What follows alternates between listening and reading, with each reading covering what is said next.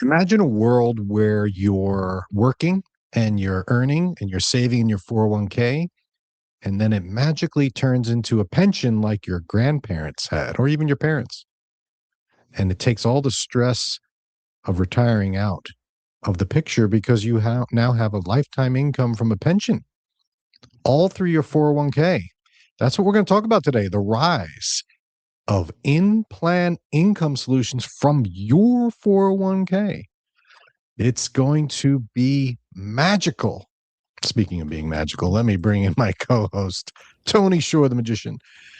Thanks for joining me, Tony. We're talking about 401ks becoming the personal pension starting in 2026 because they're offering in plan solutions now Wow. to turn your savings into paychecks that you Yeah. can't outlive. What do you think?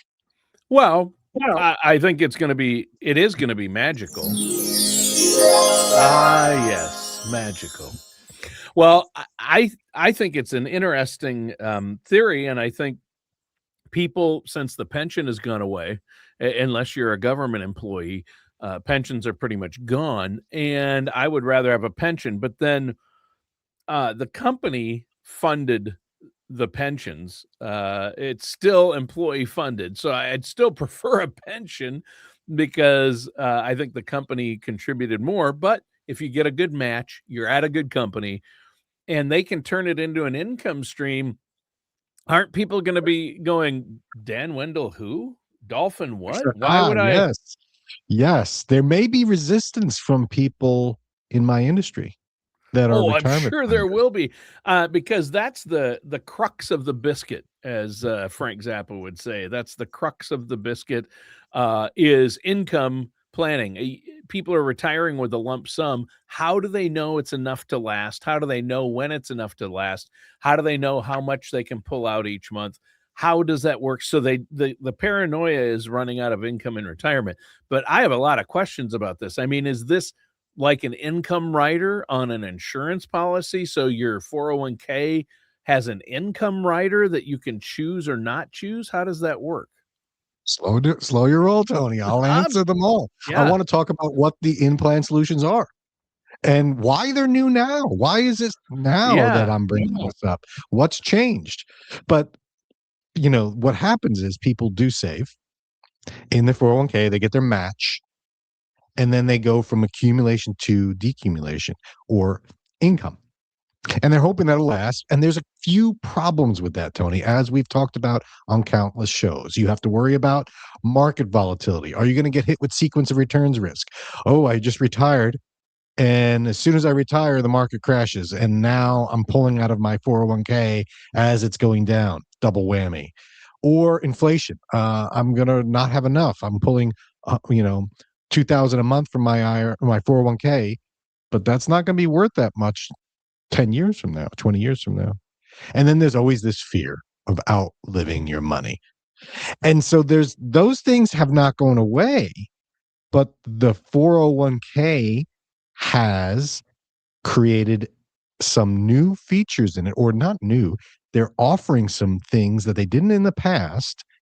And I want to talk about what those are. But the thing is, Tony, what I first want to do is But explain these are what new. this. I mean, aren't they new really? Because they haven't offered these before, have they? Are they new? Well, why would they even bother with this, by the way? And I want to start with this. Let's hear today's secret to retirement success. The Ooh, secret, Tony, the secrets. secret is having an income stream makes life so much easier and less stressful in retirement. Yes. But a 401k doesn't offer that until now, Guaranteed income is what everybody wants. but they don't want to do it. And the 401k doesn't offer that. If you want to do it in the past, you'd have to take your money out of a 401k, move it into an IRA, and then figure out how to create your own income stream. But now they're offering new, and I'll say new, the 401ks are offering some different things here. And I want to go through these with you, kind of explain them. But before I do, I want to explain why. Why is this happening now? And it all has to do with the Secure Act. Oh, really? Yes. Secure Act, you know that one. We just did a 2.0. show on that. We just did a show on the last show on how you could take withdrawals from a 401k without penalty before 59 and a half to buy long-term care. You remember that show? I'll put it up Oh, here yeah. if you missed it. And then you attacked the HR department for saying that they typically don't know what's going on and they're going to mess it up. And They absolutely do not. Yeah. And one of the reasons why these plan options weren't available in a 401k in the past is because they just weren't available because people didn't want to be bothered with the liability. And what the Secure Act does, because a 401k is a safe harbor plan, meaning Sure. there are rules and regulations on there. So when you add an option to a 401k plan, the employer is at risk. The employer itself that says, hey, this is an option in the 401k. If the employees get beat up by that option or something goes wrong, the employer is on the hook because they're the one choosing what is available in the 401k. So what they've done is avoided it. They've said, I'm not adding a lifetime income situation in there. Those are complex. And what if it goes wrong? We're going to get sued by our employees. So they just said, you know what, forget it. Secure Act reduced the liability. They said, you know what, fiduciaries, which are the employer in this case, a 401k, we're going to allow some more flexibility, less liability on you if you start offering these plans. Interesting. So that's why we're seeing it now. It was all about legal, really. And there's going to be resistance from retirement planners, and there's going to be major competition for insurance companies saying, we have the solution. Put ours in your 401k. But competition's good because it helps the end user. So anyway, here are the options that you're going to be seeing more and more of. You're going to see in-plan annuities because that's what annuities are, Tony. Lifetime income streams. You're buying an annuity. And so right now, if you want to get an annuity, or in the past, you had to take your money out of the 401k, put it in an IRA, and then find an annuity company. And there are hundreds of insurance agents that have the best solution for you. They're going to be the ones up in arms about this. Planners and financial advisors. That's a big part of what they do is sell or offer people annuities as one of the tools. They have an investment side, they have an insurance side, and they do both. And even the companies who say, we would never sell you an annuity, they advertise like that, but that's their investment side. That they have two separate entities. And sure, their investment side can say we'd never, but all of a sudden over here, Smith Insurance Company, not Smith Investments, but Smith Insurance Company does. So, right. And I'm upfront about that. We did a show where I think it was called "I Sold My Mother-in-Law an Annuity." Right. and I didn't go to hell. Right. So because you believed it was the best thing for her in her situation, based on her situation sometimes. And I would rather work with somebody who looks at all the tools in the toolbox rather than just one. I think that's the mistake. Too many people do things siloed. It's a little off track, but it really relates to this because right now you hear an investment person or a broker will tell you, you got to put everything in the market and then you'll be fine in retirement if you just withdraw 4% a year. An insurance only person is going to try to sell you something insurance related. So he's going to try to sell you an annuity, he or she. They will try to sell you an annuity. And the investment broker says, well, I only take a fee. I only do well if you do well. But over here, those guys take commissions. And so they try to paint each other as bad, but they're both equally necessary. We need insurance. You can't drive a car without insurance. You should. And you should you have to insure your home. And I want to insure my retirement income. So there are certain instances where it's the best case scenario, but that's why I'd rather work with an overall financial services professional who has everything. They work with tax professionals. They may have tax professionals in their office. They work with estate planning attorneys. They work with insurance. They work with investment firms, right? Right. And in the past, you had to go find that person, such as myself, and kind of map it out. Yep. What is happening now is the 401k companies are adding this to it. So it's an option. And I don't know if it's going to be the best option. I don't know which companies and are you going to be able to shop? Or probably not. You're going to say, here's the annuity option in your 401k, take it or leave it. But that's better than not having it as an option in the past. Like you said, it's all got to be in the market, bond market, stock market. There was no pension option for a lot of these. Right. So in-plan annuities are finding some traction in there. Not a lot, not many. What is happening though is a lot of people, I'm going to skip to that third one, systematic withdrawal plans do exist. I think it's about half of 401ks offer this. And what that is, Tony, it's just like your 401k.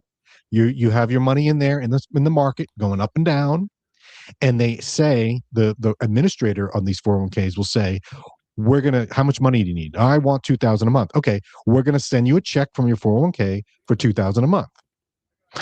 And you say, oh, well, that's easy. And you just live off of that.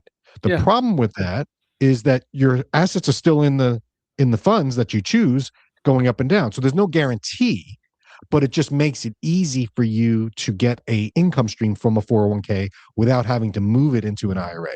Because a lot of times 401k administrators will be like, no, we're not doing systematic withdrawals here. It's all or nothing, right? And so they're allowing you to do that now. But there's still some risk on the back end that you'll run out. So it's not like a guaranteed lifetime income rider, right? But it allows you to have income stream. Yeah. So this is a case where you could say, give me the 4% rule. I'm going to calculate it and say, all right, I'm going to take, $2,000 a month because that represents $4,000, 4% of my overall portfolio. Yeah. I should be fine.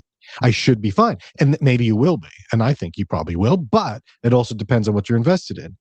But now there's still risk. The annuity side. So if the 401k is saying, well, you could do that, or you could buy an annuity and you have a guaranteed, now you're not going to get $2,000 a month, but you'll get $1,500, but it's guaranteed with this insurance company. Now people will say, oh, well, let me think about that. On top of that, Tony, is the second one I want to talk about, which is the hybrid target date funds with built-in income. You've heard of target date funds, right?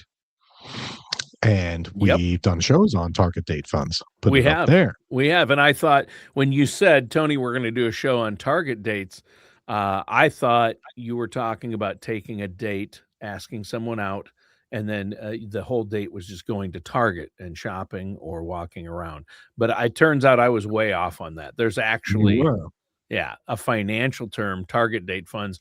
And I think, my wife and I initially, when we worked with a financial advisor, that's what they did for us because we were a ways out. They said, let's start this way. So target date funds mean we're going to move less out of risk when you hit a certain date based on your age. Is that right? Right. So you might say, I'm going to retire at 60 and that's going to be in the year 2045 as an example. So you buy the 2045 target date fund. And what that does is it automatically, without you having to think about it, moves your assets from stocks to bonds as you get closer to that target date when you're supposed to retire, thereby reducing risk, ostensibly reducing risk by buying bonds versus stocks. Yeah. What they're offering now is target date funds that not only do that, but as you retire, the money stays in the 401k and you start getting a lifetime income built into it through the purchase of a fixed annuity. So your target date fund, you just set it and forget it. It reduces risk as you get older, and then it starts taking money out, automatically putting into a fixed annuity that spits out a lifetime income stream for you without you having to do anything. It's all built into the product. So it kind of automates this whole switch from growth to pension.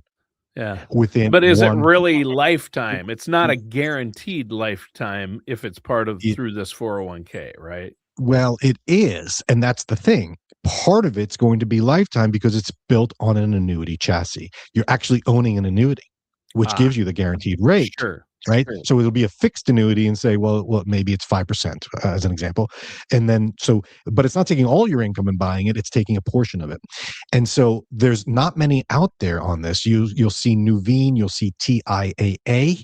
Those are the big ones that are propping up. I think we're probably at 10, 20% of, I think I read somewhere that about 1,000 employers are offering this now. which was this was not an option ever. But Out like I of the said, the tens of rules, thousands of possible employers, right, right. yeah. But again, this is all new because of the Secure Act. People are dipping in, Was so it the hopefully first there'll be Secure more Act or companies. the second? I think it's a I 2.0. think it is 2.0. Yeah. Yeah, but it's still early in this phase. Yeah. So this isn't available to many people, but I think it's going to be. Mhm. And then as you start seeing more and more people jump into this, Right. you'll see more other companies saying, "Oh, I want a piece of that. Yeah. Let me offer my hybrid target date fund with built-in income." And so more and more companies will start adding more and more options. Just like the Roth 401k option, just like, because it used to be 401ks were tax deferred accounts. There was no other option. Then they changed the laws, and it hasn't been that many years ago where you could offer a 401k. Well, or a Roth 401k. Well, not every company did that. There are still companies that aren't offering Roths, but most of them now do because it's a popular right. thing. And with that, they changed the law where any excess contribution above the limit has to go into a Roth. So now companies have to have a Roth 401k option in order to compensate their employees. So this is brand new, not brand new. This is very new though, and it's starting out. There's a couple of companies offering it. I haven't analyzed them yet. I want to see what they offer. Sure. Because none of my employees have none of my clients that are still working have been approached with this option yet. But it'll So happen. You're gonna get clients and people you work with that have this option, and you'll be able to look at, okay, what can this do, and really be able to study it once you're able to study the contracts, what they offer, things like that, because it is relatively new. I mean, people say, well, new, the 2.0. Well, a lot of it's just taking effect. Companies are just adopting. Really, 2026. I'm hearing more about Secure Act 2.0 this year than I did the year it came out, which has been a couple of years. So because it's taking a while to adapt the new. I mean, because think about it. You're a 401k administrator, you're a company, you know you're going to be on the hook if something happens bad. So you're going to really do your due diligence on who is allowed into the plan. And this you is might drag your thing. feet. You might drag your feet on change. Most I'll throw HR departments under the bus again, is they're not eager to adapt change because it's a lot of work for them. I mean, anytime you change your benefit structure or anything like that, it's a lot of work. There's probably a lot of paperwork. It's going to take time. And we all know big companies and the government, they don't turn on a dime. You know what I mean? It takes a while. It's like turning one of those gigantic freighters. They're not going to be able to turn on a dime. So what happens is, I think it's going to, and what we always see, what I've noticed about some of the other Secure Act and One Big Beautiful Bill things, they clarify, but really they're changing. They realize, oh, this law or this change was written this way, but that's not working. We need to make a change. Like you said, like the Roth thing, they changed things to make it more adaptable, or they changed a law that made it necessary. So now all of a sudden, and I think we'll see the same thing happen with this, right? Yeah. And you'll see the big companies, the big names start using it. Other people will be like, well, I haven't done the due diligence, but if company XYZ is doing it, maybe it's safe for me to offer it to my employees. And then it'll take a little bit of a snowball effect to get it out there. But eventually you have to watch out though. They're going to be higher fees than just a plain index fund. The target date funds have higher fees because it's doing some changing. It's active. It's moving. And I bet you there's going to be an additional fee because you're adding this annuity portion to it. And once you start that income, I'm sure there's going to be a lot less flexibility. You're not going to be like, oh, never mind, I'm going to pull out, because the annuity companies are going to be like, well, we have a guarantee here. We need to get compensated for being on the hook to pay these people out. So there's going to be some tricky parts to this. So it's not like, it's going to work for everyone. So you got to do your homework again. Right. I think the sweet spot though, Tony, is if you can get 20 to 40% of your 401k in an income situation that creates a floor. You add your Social Security on top of that. You have your lifetime income floor, a good base. Yeah. And then you might have a little bit more flexibility on the rest of your money to invest it and kind of do some things with it. So I'm thinking that this might be a good option, especially for people that don't have a financial person there that, hey, this 401k is offering this. I Mhm. feel a lot better. I wish I had a pension like my dad did. I don't work for the government. So maybe I should take this pension like 401k option, but just be careful with it. You don't want to put all your eggs in one basket. Yeah. So we'll see. We'll see where this goes. I expect a lot of people are going to see this as an option. A lot of people like the idea of income. They like the idea of a pension. But then when you say, well, it involves an annuity, then they run. They run away and they're like, yeah, never mind. Never Run mind. away, I was run kidding. away. Susie Run Orman away. told me to run away. Right. Right. And so maybe by a 401k calling it a hybrid target date fund with built-in income, they don't hear the word annuity. They might be like, "Oh, that sounds great. I love it." Right? What's funny is those pension plans are annuities. I mean, most Right. pension Right. plans. Social Security is right. Well, I You're don't want to get paying into that. in and you're getting a monthly payment back. Right. That's the very definition of annuity. And we've done shows on annuities, but the reason you hear Susie Orman or other people, I won't name names, poo-poo annuities, and the reason that bad taste, I think, is because of things like variable annuities where there's still risk. There's still risk, and the fees are really high. Well, my question is, can I check that box on my 401k annuity or 401k pension payment plan? And is there an additional fee to have that? What are the fees and where do they come in? Because there's always fees, whether they're hidden or baked in. People don't realize. People will say you can go to a person. Some people who call themselves financial planners will say, I got this. We got a fixed index annuity here. There's 0 fees. Well, somebody's paying something somewhere. They're baked in, or I'm not making there's no commission. It's all baked in to what you're paying. I mean, there's a price for an annuity, and there's going to be a price for the ones that are in the 401k. You're just not going to really know it. And so what you got to do, the question is, do you go into this? Do you go with a systematic withdrawal plan at the 401k? Do you buy an annuity within your 401k? Do you buy this new target date fund with a hybrid? You got to do the math. So you still need to talk to someone. But if you talk to someone, they say, "Oh no, don't do it. Terrible, terrible." I have a feeling there'll be people out there that are saying these are the worst things ever to come up. But if you come to me, I'll give you a better one. Maybe the one in the 401k is a better option. Sure. Don't throw it out. So I think there'll be a lot of resistance from people that are losing business, or they think they're losing business, because they're a product pusher as opposed to solving a problem. If I can solve my client's problem using a tool within their 401k, shouldn't I be doing that? Isn't that my fiduciary responsibility to say, yeah, you should keep it there. The fees are lower and there's less drama. At the same time, I should be able to say, well, maybe you should consider doing this because it's better or different. I shouldn't just say, throw this out with the baby with the bathwater. I think what a lot of people will do, I think a lot of people are going to throw this out. The financial people are going to say, this is terrible. I have a feeling. Right. But we don't know. We'll see, because maybe it will be terrible. I haven't seen these products go through. This is the first iteration, so we'll see. So real question is whether to do it. Depends. I don't know the answer yet. But if you have the option within your 401k, bring it to your financial advisor. You could send it, call me or email me, and I'll take a look at it for you and say, here's how it works. Can you replicate it outside on your own? Is it better to do that? Maybe. I don't know. But don't feel like this is terrible and you have to throw it out. And don't think I should jump in head first. Do the due diligence on it. So that's the message, Tony. Yeah, I think it's a good message. It's important to understand these things. That's why you're here, and you're going to pay attention to this. I know this is going to come up in future shows once this thing starts to play out, but I'm glad you made us aware of it. To be honest, I wasn't that familiar with it.